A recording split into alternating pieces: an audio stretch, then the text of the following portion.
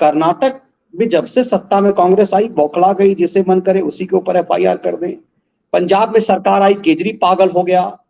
ये चारा चोरों की सरकार बिहार में आई, जिससे मन वो एक बिहार का लड़का यूट्यूबर है, तमिलनाडु में यूएपीए कर दिया। क्या ये समझने के लिए देश को नहीं है कि इनकी सरकार यदि केंद्र में आई तो क्या होगा? नहीं, ये मोदी जी समझने को नहीं है, ये इतिहास है कांग्रेस का। कांग्रेस का एक इतिहास है कि वो अपने दोस्तों के लिए सारी सीमाएं लांघ जाती है।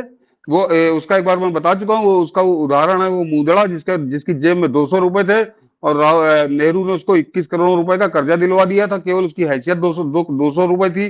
तो अपने दोस्तों के लिए इस तरह से हदें लागती है और अपने दुश्मनों के लिए फिर वो कोई कसर बाकी नहीं रखती। सारी लोग लिहाज लज्जा नियम कानून वो किनारे रख देती है। ये कोई पहली बार थोड़ी हो रहा है। मैंने तो सिर्फ इसलिए कहा कि क्योंकि इसी बहाने इनकी नींद टूटी, बाकी उसने कोई बड़ा बढ़िया काम थोड़ी किया। ये कांग्रेस की परंपरा है, कांग्रेस का चरित्र है, उसका डीएनए में है ये मनीष जी। ये अमित मालवीय तो बड़ा छोटा, मतलब क्या कहूं, इस आदमी की तुलना भी नहीं कर सकता उससे।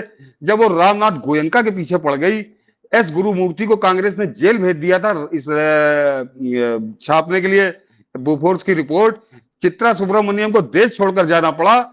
तो मैं क्या इसकी तुलना करूं, मतलब उनके पैर का नाखून भी नहीं है ये आदमी। ये तो सिवाय इन्हीं ट्विटर पे ट्रेंड कराना और हीरो बनाना, ये सब इसका धंधा है। तो वो कांग्रेस की बात ही मत करिए। कांग्रेस का ये इतिहास रहा है और संभवतः उसने इसीलिए 60 साल राज किया मनीष जी। मैंने कहा ना कि अपने दोस्तों के लिए सारी हदें पार कर जाती है, उनको उनकी मदद करने में, और दुश्मन को सबक सिखाने में भी फिर वो कोई कसर बाकी नहीं रखती। तो ये उसी का शिकार ये भी हो गया।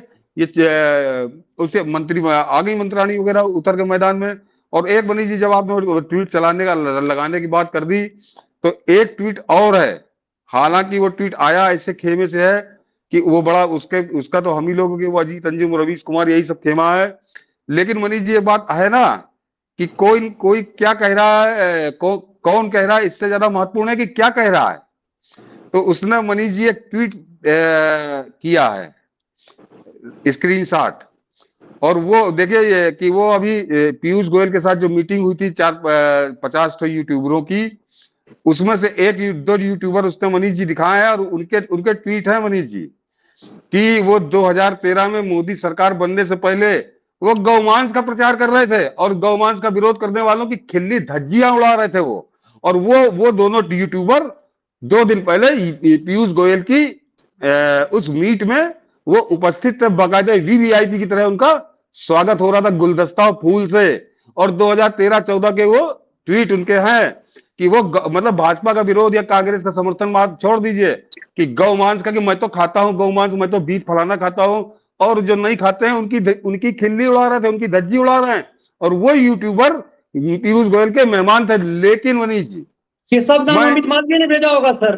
मैं ये कह रहा था कि मैं इसमें 0.001% भी गलती पीयूष गोयल की नहीं है। नहीं, पीयूष गोयल के पास 5 बड़े महत्वपूर्ण मंत्रालय हैं और वो आदमी सर्वश्रेष्ठ काम कर रहा है मोदी सरकार में। तो इतना समय उनके पास नहीं कि वो यूट्यूब देख के और यूट्यूबर का सिलेक्शन करें। वो सिलेक्शन ये अमित मालवीय करता है, ये आईटी सेल।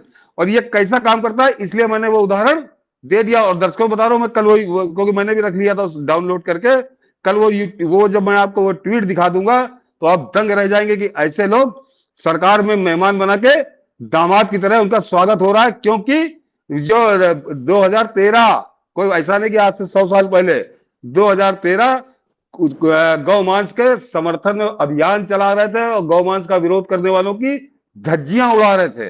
वो उनको मेहमान बना के, वीवीआईपी बना के किसने पीयूष गोयल के घर तक पहुंचाया? इसी अमित मालवीय ने। तो ये समझिए, ये पूरा एक काकस अलग है। और आज हम लोग चर्चा को कर रहे थे, लेकिन मनीष जी ने बड़ा बेहतर छेड़ दिया। तो शुरुआत में आज ये भी कहना बहुत जरूरी था।